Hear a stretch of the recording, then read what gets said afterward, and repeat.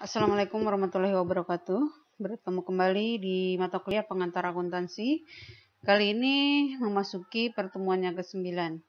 Dan di pertemuan ke-9 ini kita akan membahas tema baru, yaitu akuntansi untuk perusahaan dagang. Sebelumnya kita sudah membahas akuntansi untuk perusahaan jasa. Sekarang memasuki materi baru, akuntansi untuk perusahaan dagang. Siklus akuntansinya tidak jauh beda dengan perusahaan jasa. Tetapi di sini perlu dibedakan antara perusahaan jasa dengan perusahaan dagang. Ya, perusahaan jasa aktivitasnya hanya jual jasa. Contohnya jika misalkan bengkel mobil memperoleh pendapatan hanya dari pendapatan jasa, ya. Tetapi perusahaan dagang, nah bedanya perusahaan dagang dengan perusahaan jasa, di sini dagang mempunyai persediaan, ya. Jadi aktivitasnya perusahaan dagang adalah membeli dulu, ya, membeli barang, kemudian disimpan, setelah itu dijual, ya.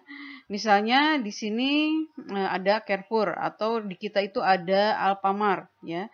Nah, Alfamart itu perusahaan dagang. Jadi di situ perusahaan dagang bedanya dengan perusahaan jasa kalau perusahaan dagang itu mempunyai persediaan barang dagang yang tidak dimiliki oleh perusahaan jasa, ya.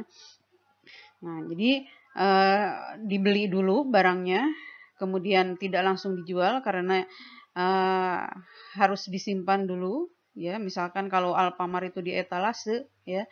Nah, kemudian setelah ada konsumen yang berminat baru dijual, ya.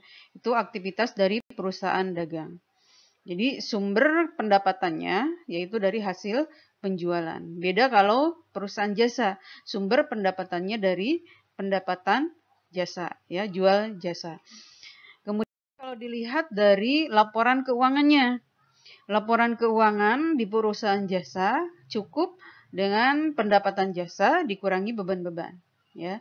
Nah, diperoleh laba bersih. Tapi di perusahaan dagang ada penjualan yang diperoleh dari pendapatan dari hasil penjualan tadi, ya. Kemudian ada harga pokok penjualan. Nah, harga pokok penjualan ini diperoleh misalkan perusahaan dagang ini membeli barang, ya. Membeli barang 1.000. Nah, kemudian membeli barang 1.000 dari supplier, kemudian dijual 1.500. Nah, sehingga penjualannya 1.500, harga pokok penjualannya waktu dibeli dari konsumen, dari supplier sebesar 1.000. Sehingga mempunyai laba kotor, ya. Laba kotor sebesar 500. Kemudian dikurangi beban-beban, ya. Sama, misalkan ada beban gaji, ya. Beban perlengkapan. Nah, kemudian laba kotor dikurangi beban-beban, maka diperoleh laba bersih atau laba usaha, ya, sebelumnya. Nah, ini yang membedakan perusahaan jasa dengan perusahaan dagang kalau dilihat dari laporan laba ruginya, ya. Jadi perusahaan jasa itu hanya simpel sekali, ya. Perusahaan dagang yang membedakan tadi ada persediaan barang dagang. Nah, ini untuk menghitung harga pokok penjualan nanti ada persediaan barang dagang di situ. Laporan laba rugi.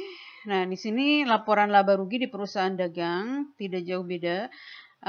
Tapi tadi ada di sini kalau di lebih detailnya, ya, dirinci ada harga pokok penjualan, ya, atau cost of goods sold.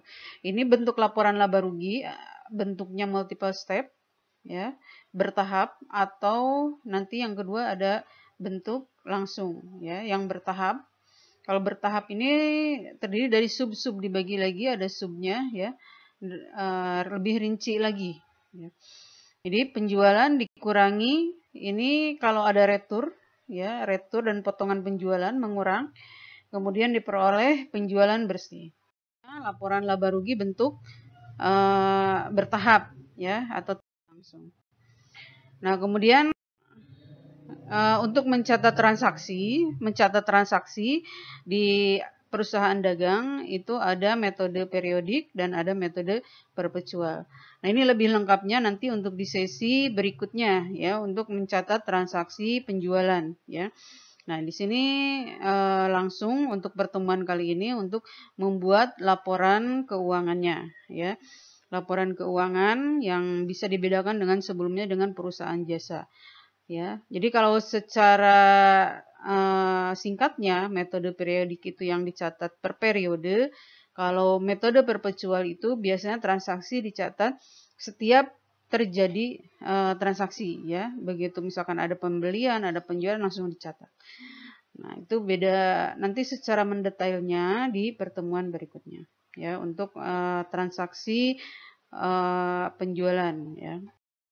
Penjualan dan pembelian kalau perusahaan dagang. Nah, ini tadi untuk menghitung harga pokok produksi ya. Harga pokok produksi.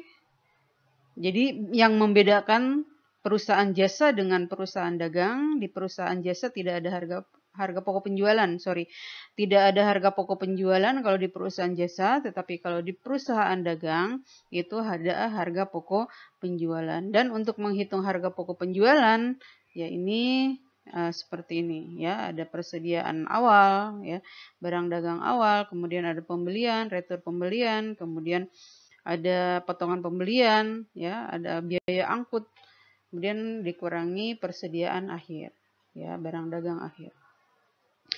Ini untuk menghitung harga pokok penjualan. Nah, kemudian setelah membuat laporan laba rugi, kemudian membuat laporan perubahan modal atau perubahan ekuitas sama ya. Perubahan ekuitas atau perubahan modal atau ekuitas pemilik itu sama saja, jangan bingung. Ada yang laporan perubahan modal atau laporan perubahan ekuitas atau laporan ekuitas pemilik, sama aja ya. Nah, di sini tidak ada bedanya dengan perusahaan jasa ya. Jadi modal awal ditambah laba atau laba dikurangi dulu prive ya, ada kelebihan ditambahkan, itu adalah modal akhir ya. Nah, modal akhir ini yang akan masuk ke neraca ya. Jadi kalau dilihat dari siklusnya, siklus akuntansi perusahaan jasa dengan perusahaan dagang itu sebenarnya sama. Cuma tadi yang membedakan dari transaksi penjualannya ya lebih kompleks kalau di perusahaan dagang ya, ada pembelian, ada penjualan. Ya, transaksinya lebih kompleks dan di laporan laba ruginya yang membedakan itu ada harga pokok penjualan ya. Nah, kemudian di neraca, tadi modal masuk ke neraca. Nah, bentuk neraca pun ada dua macam, ada bentuk akun, ada bentuk laporan. Ya. Kalau akun ya model T-akun yang nyamping seperti ini. Jadi aset sebelah kiri, ya ada aset lancar, aset tetap, total aset. Kemudian di sebelah kanan ada kewajiban dan ekuitas pemilik. Ya, kewajiban lancar, kalau misalkan ada kewajiban jangka panjang, ya dikasih sub lagi kewajiban jangka panjang. Misalkan ada hutang obligasi misalnya ya.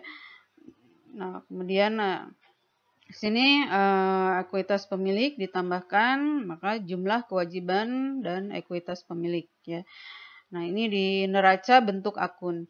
Ada neraca bentuk laporan, itu yang ke bawah, itu yang namanya bentuk laporan ya. Ini yang ke samping namanya bentuk akun karena menyerupai T-akun ya.